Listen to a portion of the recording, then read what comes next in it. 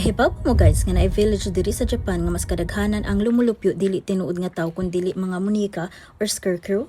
Naani siya sa kabukiran sa Tokushima sa isla sa Shikoku. Kung mag road trip mo dito basin malabayan ra ninyo kay gamay ra gid siya nga area murag 10 seconds ra mahuman na nimo glibot ang tibok village. And then manotice na dayon nimo ang mga tawo dito dili gyud manglihok. Ang story man gud sa naghimo ani nga mga scarecrow nga si Tsukimi Ayano, niuli siya dito sa ilaha gikan sa syudad unya nakita niya nga mingaw na gid kaayo halos wala na tawo kay namalhin na sa laing lugar.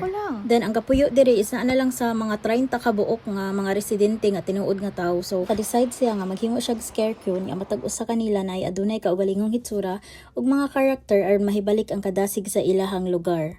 Diri sa giabandon nga eskwelahan na ay mga nagfiesta, na ay mga seremonya sa kasal, na apoy nagpundok sa community hall. So na ay nagdaro. And mauni ang iyahang papa.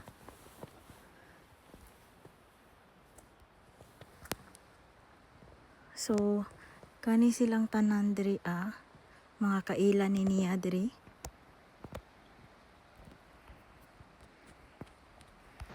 Hello. Kitayo. So, akong take ani nga village is bisan pa man para sa uban creepy siya or sad pero believe gid ko sa effort nga gihimo ni Lola Skimino para lang mabuhi ug balik ang iyang hometown. And guys, kung mulaag mo diri sa Japan, i-try po din ninyo og visit. Maruto, bye-bye!